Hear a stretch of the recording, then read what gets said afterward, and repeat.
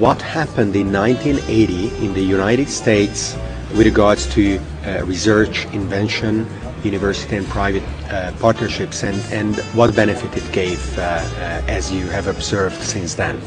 Well, in 1980 we passed the act known as the Bayh-Dole, B-A-Y-H, Dole. They were the two senators who were the sponsors of a bill that for research funded by the federal government, the university is authorized to take title to that research from the inventor. Because prior to Bayh-Dole, when government funded research at the university, the government owned the invention. And what we found was the government isn't in the business of commercializing inventions. They don't even know all the things that industry knows about how to get the kind of inventions that we do at Johns Hopkins, which are early stage biomedical inventions, how to get those into the marketplace. So what happened was, and there's such an investment of money and time that's needed. So the federal government, when they owned it and nobody could get it exclusively, people weren't willing to put the money into the products to create products from the new inventions. So when Bayh-Dole was passed and the university started to take title to that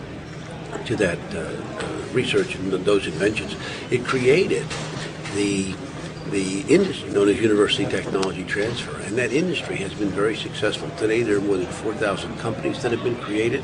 There are over 10,000 products in the marketplace that are the direct result of that, and $16 billion, more than $16 billion has been raised to support additional research, because in Bayh-Dole we're required, we have the authority to take title. But we can't just take title and sit on it. We must market it. We must make sure it gets to be a product. We can't give it to some drug manufacturer, for example, who just wants to sit on it and do nothing, because if they create a product, it will impact one of their other products. We have to give it to a partner who will develop it. And then when we receive money, we must share that money with the inventor, and we must apply any excess money back to the research. So it has been extremely successful in our country, and it is the only way that anybody has really discovered to take early stage technologies of the kind that are developed at universities and provide a way that they can get out into the marketplace.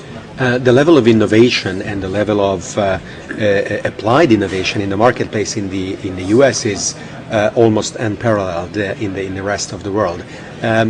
I think, given your description, you would recommend other countries to take on a similar legislation or similar approach. Since the 28 years, has it been the case that other countries, as you know, have adopted this and been successful with it? Well, they have. I mean, England adopted a similar ruling in, I think, 1985, and more countries are doing it. Japan just passed their equivalent of Bayh-Dole 3 or 4 or 5 years ago, and what we have seen in my office is a series of visits by various Japanese interests to learn how we do it and what we do, because for the very first time their universities are having the authority and the ability to take title to these inventions, and now they have to then manage them. And management of inventions is a big process. You look at Johns Hopkins, where I work, we have about 40 people involved. Our patent budget is $6.7 million this year, and our operating budget is about $5 million. And so, you know, it is a large and complex operation that requires professional people, trained in the business and experienced to really be effective at doing it. And I see around the world that more and more countries are looking into this and adopting a rule of this nature.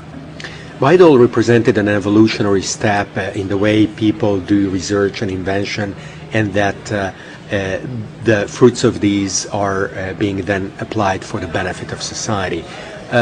If you looked forward instead of looking back, what would you see as a possible or even important further step in this evolutionary process? One of the things that we have to do is be willing to spend more money at the initial research level on what is commonly referred to as translational research. The typical funding that's available to universities from the government and even from the charitable entities that fund our research is research that takes you up to the point of initial discovery. But then from that point on, there's a total reliance on the marketplace to take that discovery and to move it along on its evolutionary stage into a product. And when you consider the products that we develop, the kinds of things that we do at Johns Hopkins, the ones that are either therapeutic or diagnostics or or other methods of controlling and impacting disease. From the time of our initial discovery to the time of having a product, this was something in the nature of 8 to 12 years at an investment of $500 million or more. And we would benefit. It's hard for those companies to look at our early stage and decide what to take and how to take it on.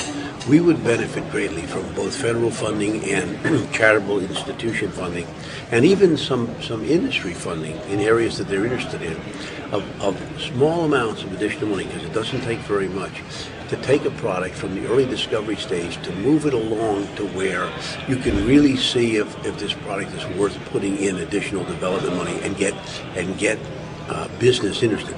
A good example is a potential molecule that might be a cure for a disease or impact a disease. We discover the molecule, we test it on the disease process, we find that it works.